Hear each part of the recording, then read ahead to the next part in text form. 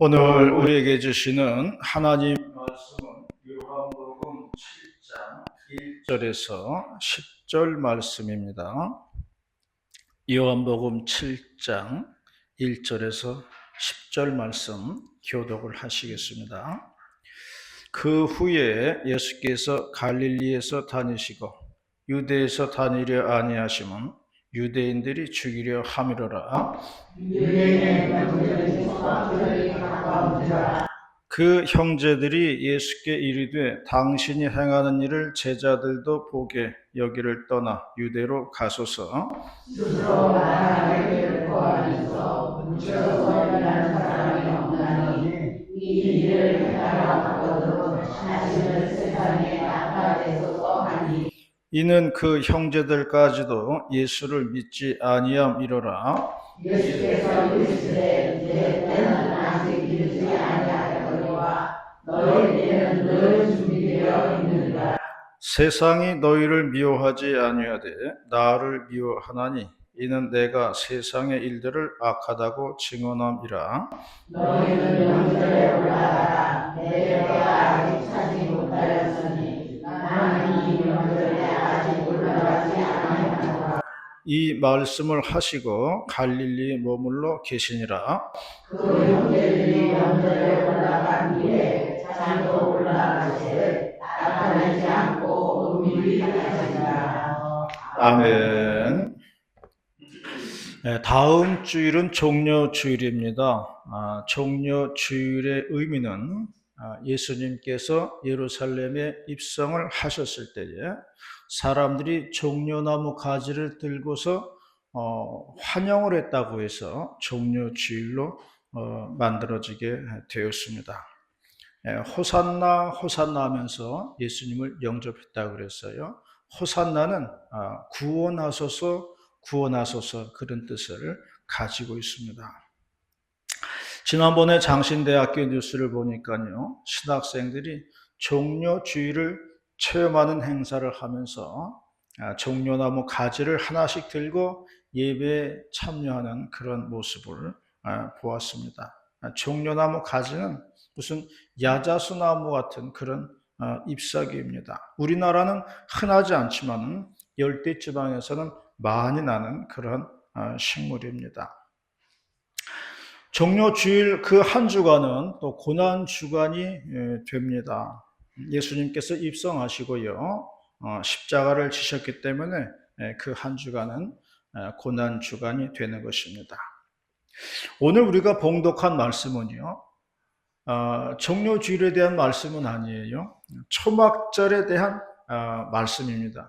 예수님이 예루살렘에 입성하신 그 절기는 6월절이에요. 6월절에 예수님이 예루살렘에 입성하신 거고요. 오늘 우리가 봉독한 말씀은 초막절에 대한 이야기입니다. 그래서 오늘 설교 제목도 예수님과 초막절이 되겠습니다.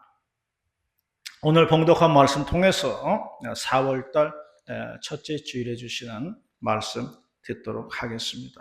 첫 번째로 말씀하는 것은요, 예수님은 세상적으로 유명해지는 것을 원하지 않았다는 것입니다. 4절 말씀이에요. 4절 말씀 시작.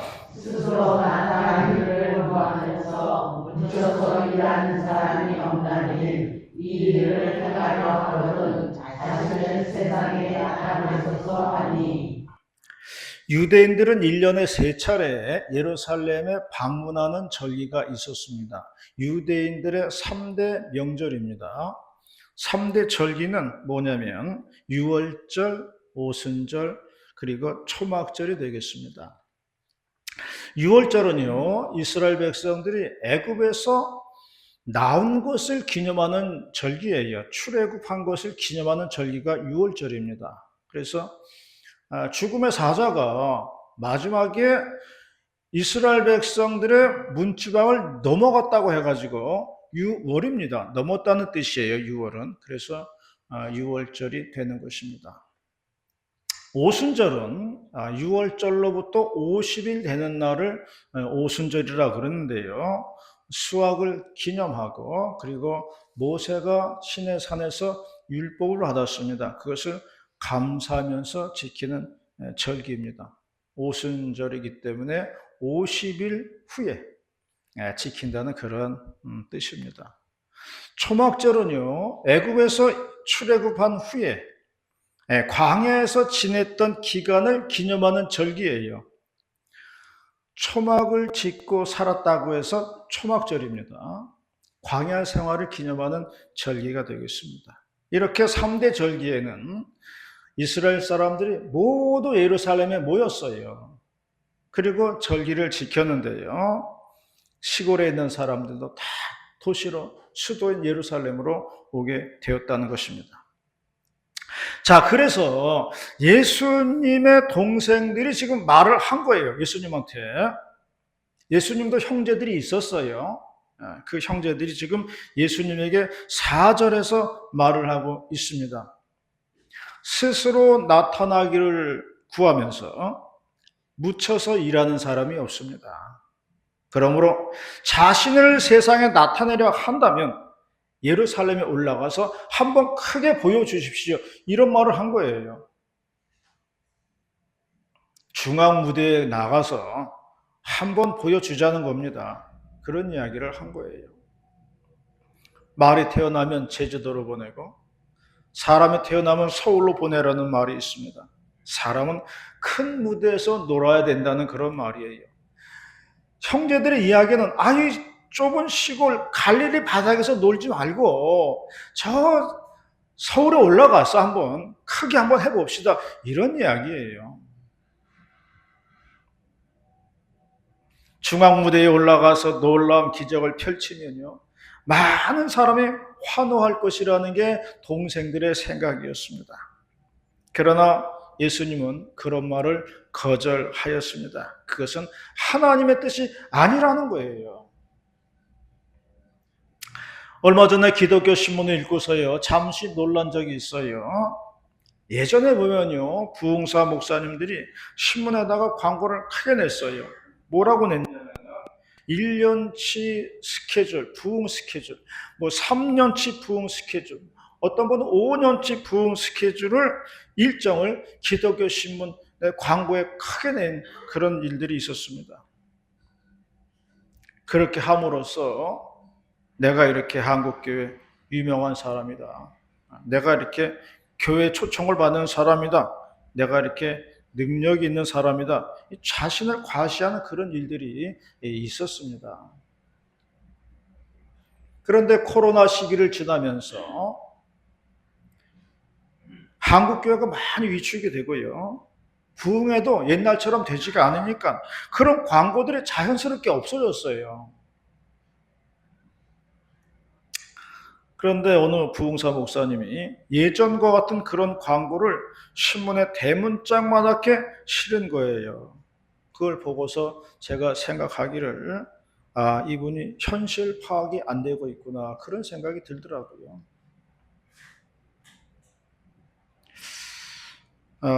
옛날 세상하고 지금의 세상은 판이하게 다릅니다. 같은 세상이라고 보면 안 돼요. 많이 달라졌어요. 이분이 현실 감각이 부족하구나 그런 생각이 들더라고요. 자신을 과시하고 드러내는 일은요, 성경의 정신이 아닙니다. 예수님조차도 자신을 드러내지 않으려고 노력을 하셨습니다.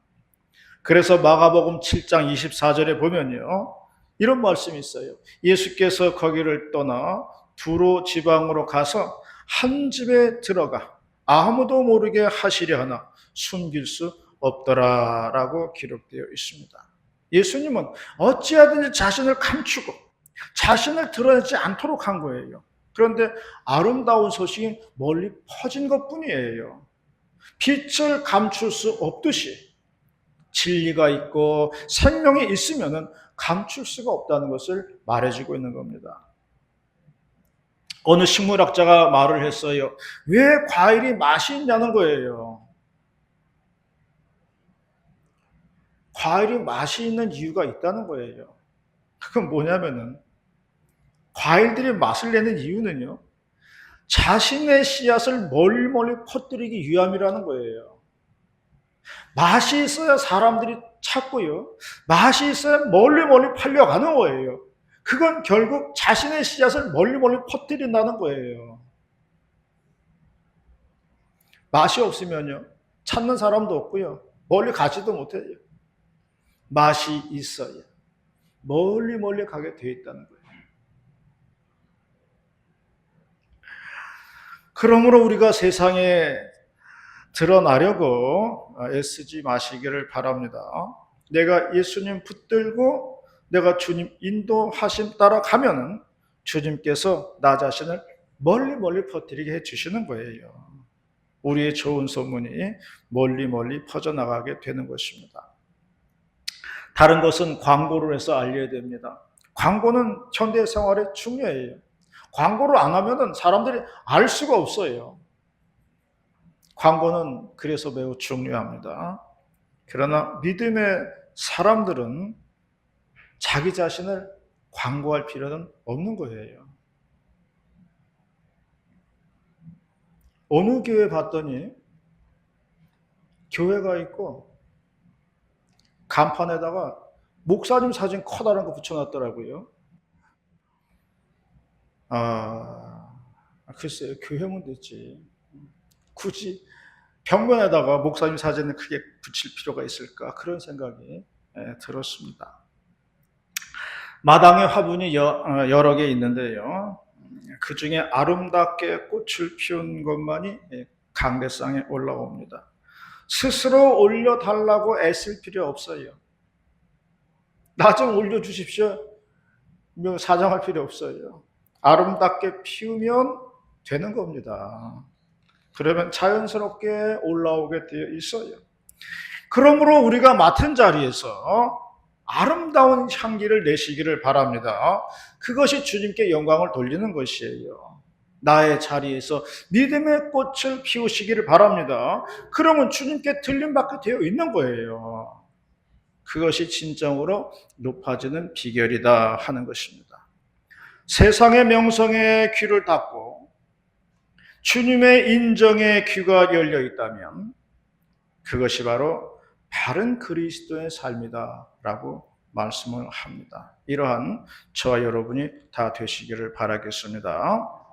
두 번째로 말씀하는 것은요, 예수님은 하나님의 때를 기다린다는 것입니다. 6절 말씀입니다. 6절 말씀 시작.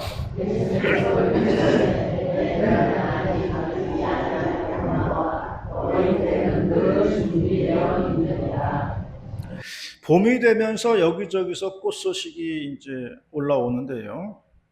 지난주에 서울에 갔다 왔는데 거기에는 벌써 벚꽃이 많이 피었더라고요.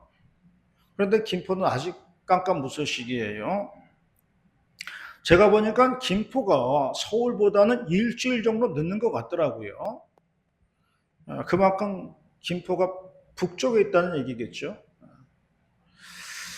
라디오 방송에서 어느 분이 말하기를 봄이 되면 꽃들이 너무 한꺼번에 핀다는 말을 하더라고요. 근데 저는 그 말 듣고 있어요. 그 말 잘못된 말이라고 생각을 했어요. 한꺼번에 피는 게 아니에요. 물론 봄이 되면은 뭐 많이 피긴 하지만은 다 자기들의 시기와 때가 있어요.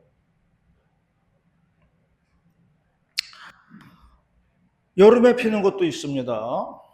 가을에 피는 것도 있고요. 낮에만 피는 것도 있고 밤에만 피는 게 있어요. 다 꽃들마다 자기의 때가 있더라고요.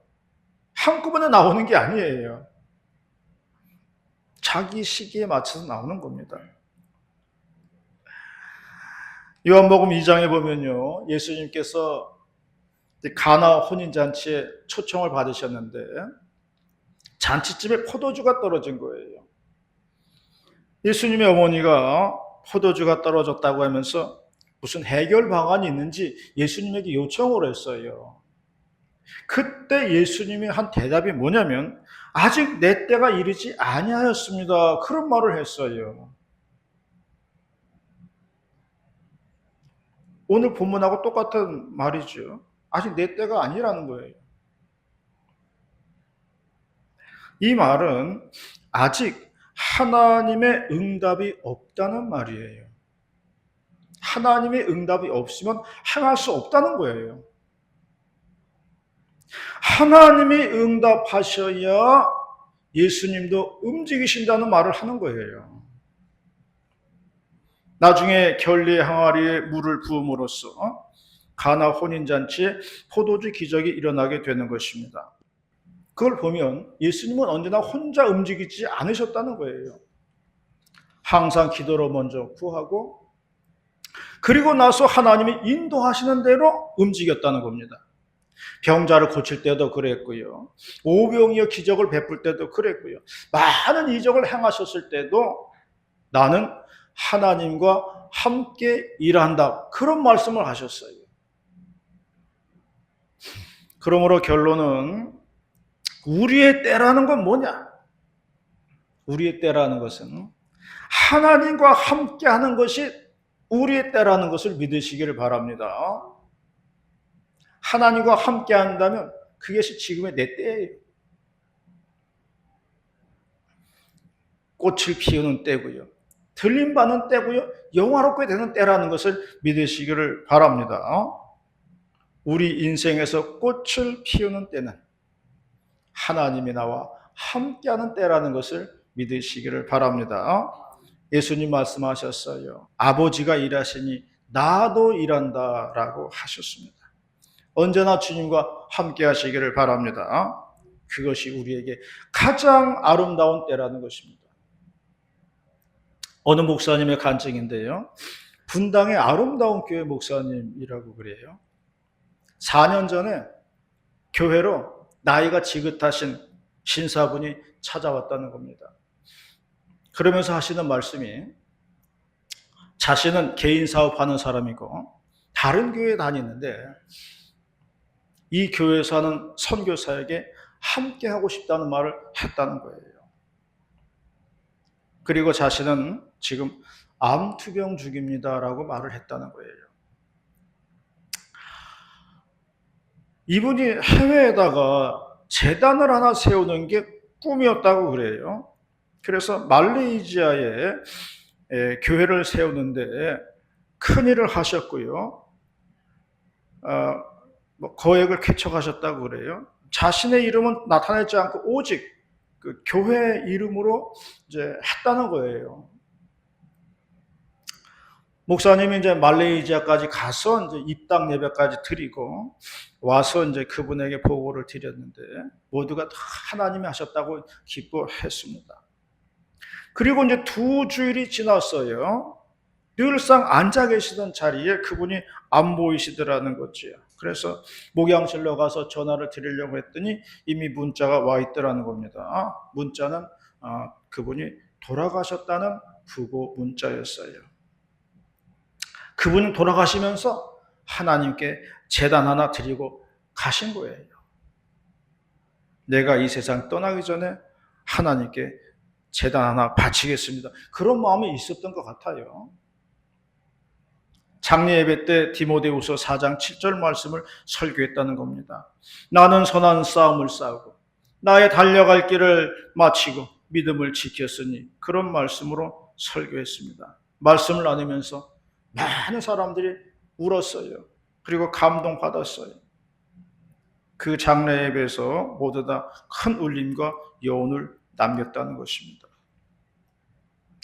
사람들 마음속에 그런 생각이 다 가졌다고 그래요. 우리는 과연 마지막까지 어떻게 살아야 할 것인가? 이것을 마음에 새기는 그런 장례 예배가 되었다는 것입니다. 이러한 것이 아름다운 인생이라고 생각을 합니다. 육신은 병이 들었어도요, 아름다운 인생의 꽃을 피울 수가 있더라고요. 병든 육체도요, 얼마든지 하나님께 영광 돌리면서 살 수 있다는 것을 보여주는 겁니다. 우리의 연약한 육신에 너무 연연하지 마시기를 바랍니다. 병든 육신도 얼마든지 하나님께 영광 돌리며 살 수 있어요. 주님과 함께 한다면 그게 가능하다는 거예요. 주님과 함께 한다면 우리 인생은 아름다운 때가 된다는 것을 잊지 마시길 바랍니다. 주님과 함께 하시는 저와 여러분이 다 되시기를 바랍니다. 마지막 세 번째는요, 예수님은 평화의 방법으로 초막절을 지키셨다는 겁니다. 평화의 방법으로 초막절을 지키셨다는 거예요. 10절 말씀입니다. 10절 말씀 시작. 그 형제들이 전설에 올라간 후에 자기도 올라가실 때 나타나지 않고 그 미리 하시라. 왜 예수님께서 자신을 나타내시지 않고 은밀히 가셨는가 하는 거예요. 그 이유를 우리는 1절에서 알 수가 있습니다. 그 이유는요, 1절에 보면 예수님께서 유대로 다니려 아니하시면 유대인들이 죽이려 함이로라 라고 말씀하고 있습니다. 유대인들은 예수님을 죽일 방도를 찾고 있었어요. 그러므로 예수님은 그들과 함께 대항해서 싸우기를 원하지 않으셨던 거예요. 예수님은 전쟁이 아니라 평화를 원하셨고요. 다툼이 아니라 화해를 원하셨던 겁니다. 그래서 대놓고 예루살렘으로 올라간 게 아니라 조용히 홀로 올라가셨다는 말씀을 하고 있는 것입니다. 평화한다는 것은요, 용기가 부족하다는 걸 의미하는 게 아닙니다. 화해하자는 것은요, 굴복이 아니에요. 세상 모든 이들과 더불어 화평하고 평화하며 살면서 사는 것이 성경의 가르침이다. 주님의 모습이라는 것을 우리가 알아야 되겠습니다. 저는 요즘 뉴스를 보면서요, 배우 김수현하고 김세론에 대해서 알았어요. 저는 그전에는 그런 배우가 있었는지도 몰랐어요. 그런데 요즘 하도 그냥 방송에 나오니까 아, 저런 배우가 있었구나. 이번 사태를 통해서 내가 알게 됐어요. 그런데 저도 보거든요. 보면은 이 사람 말 들어보면 이 사람 말이 옳은 것 같고, 아, 저 사람 말 들어보면 저 사람 말이 옳은 것 같고, 우리는 분간이 안 되더라고요. 그런데 그것을 제가 쭉 지켜보면서 느낀 건 뭐냐면요. 정말로 사람들이 무섭다는 생각을 했어요. 정말 무서운 게 사람들이에요. 까만 머리 짐승이 제일 무섭다 그러더니 정말 사람들이 무섭더라고요. 이 사태가요, 꼭 한 사람 죽어야 끝나겠더라고요.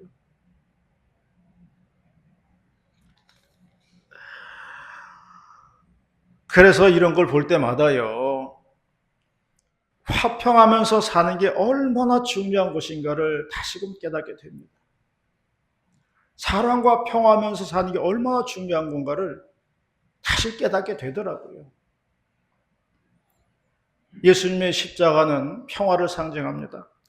가로는 사람과 사람과의 화평을 말하고, 세로는 하나님과 사람의 화평을 말하는 것이에요. 그래서 십자가가 된 거 아니겠어요? 에베소서 2장은 말씀했습니다. 그는 우리의 화평이신지라 둘로 하나를 만드사 중간에 막힌 담을 자기 육체로 허시고 원수된 것을 십자가로 소멸하시고 이로 말미암아 둘이 한 성령 안에서 아버지께 나아감을 없게 하려 하심이라, 그렇게 말씀했습니다. 평화의 십자가를 바라보시기 바랍니다. 예수님이 먼저 십자가에서 본을 보여주셨어요. 이 사순절에 주님의 십자가를 다시금 묵상하는 저와 여러분이 다 되시기를 축원합니다. 기도하시겠습니다. 은혜롭고 자비로우신 하나님 아버지, 이 땅에 평화가 가득하기를 원합니다. 하나님 아버지, 모든 이들이 화합하고 화평하면서 살 수 있도록 인도하여 주시옵소서. 갈등을 치료하여 주시옵시고 십자가로 하나가 되고 예수님의 사랑으로 살아가는 모든 백성 다 되게 하여 주시옵소서. 감사드리며 예수님의 이름으로 기도드리옵나이다. 아멘.